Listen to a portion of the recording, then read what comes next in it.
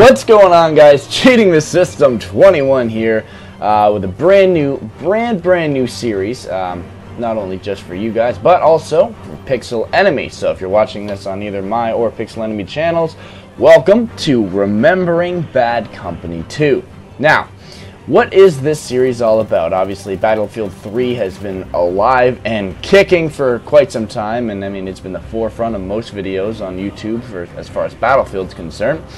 But I thought it would be great to kick back and look at some Bad Company 2, which is actually the Battlefield game that got me started, and take some kits that are available in Bad Company 2 and recreate them in Battlefield 3.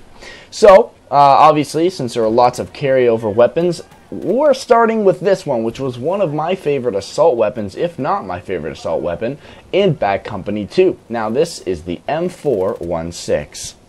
Okay, so first things first, let's take a look at the kit that I used for Bad Company 2. The M416, of course, using the 4x optical zoom. The Magnum ammo is going to help me get those longer range kills, of course, increasing my damage. The 40mm shotgun I'm really using just because this gun is not so great in close quarters, so getting those closer range kills can be much easier with a shotgun on hand. And the MP412 Rex is great because it's a good finisher weapon, obviously, especially if you're using it longer ranges. You kind of want like a one-shot, two-shot kill. Don't want to be wasting too much time and ammo, so this is basically the main way I use this gun. It's kind of a medium long range or more of a moderate range. And anytime I go into close quarters, I pull out this 40mm shotgun, and this happens. So that's kind of the main way that I use this weapon. Of course, it is not necessarily designed for close quarters use. The Rex is definitely not too shabby in close quarters, of course, but the M416 itself is used like this with you know, a longer range kills, almost using it kind of like a automatic sniper rifle, and not like that with hip fire and wasting half a clip, but it's definitely a slower range weapon, and it works very similarly in Battlefield 3, which we're seeing here. Now, I use the attachments ACOG, Under-slung, and Heavy Barrel. Heavy Barrel is kind of compensating for what Magnum ammo is in Bad Company 2. No real way to increase damage entirely, so you're just increasing your maximum range. Additionally, yes, there are defibrillators, and the squad frag is just to give me a couple extra M3 20 bucks, also known as 40mm grenades. But anyway, so yeah, so I'm using those just to kind of compensate, and yeah, I know there's no real way to get around using the defibrillators, and I might as well put them on the kit instead of just nerfing myself. So this is a great example of why you don't want to use the M416 in close range, because especially when facing multiple targets, you will not survive. Whereas you can see here, very similarly to the way that it worked in Bad Company 2, using it at a medium to longer range, I can actually effectively defend myself against this sniper who's camping here, and switching to semi-automatic, get a headshot on him, thank you very much. And again, with closer ranges, just pull out the M320 buck, and goodbye, my friend.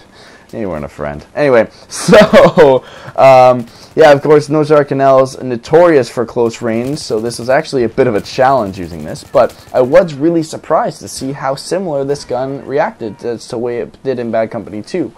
Now, one notable difference, of course, you see me use some hip fire, and hip fire on this weapon is actually quite good, but anyway,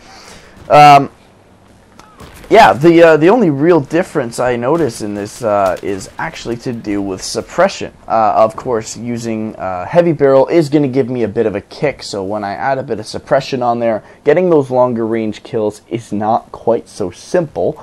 However, everything else, as far as damage, as far as range, as far as using it in close range and being kind of effective and getting knifed in the back, that happens often in Bad Company 2 as well. But so yeah, like I said, I mean, I think it's great in both games. I mean, Bad Company 2, it was probably my favorite assault weapon. I wouldn't quite say that's the same case now, but it doesn't really have anything to do with the weapon being worse in this game. I think, like I said, they did a very good job. But again, a very effective weapon in close quarters. I'm being sarcastic, of course, but the M320 buck is always there to save me. Now, like I said, it does have incredible hip fire, pulling off a random headshot with very little damage and very little clip left. And yeah, so basically being able to pull off multiple opponents if you're using the weapon right. Now, that's a very, very key point. If you're using the weapon right. If you're trying to run and gun with this gun like it's an F2000 or an AEK, unfortunately, you're going to get yourself an 870 hit right in the head.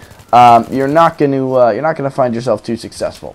But if you're using it at a range like this with suppression, see what I mean here? It's almost impossible to hit a target. So you really want to be that unseen guy, just like here. I'm behind the enemy's lines. I'm taking them out from the back, and even though this guy sees me, he doesn't get on the jump fast enough, and I can take him out. So even using maybe a suppressor on this weapon would be good. But no, there are no suppressors on Assault Weapons Bad Company 2, and this is Remembering Bad Company 2. So, yeah, so anyway, I hope you guys enjoyed this little short video. It's a brand new series, and leave in the comments what weapon you want me to do next. This is Cheating the System, and I'm out.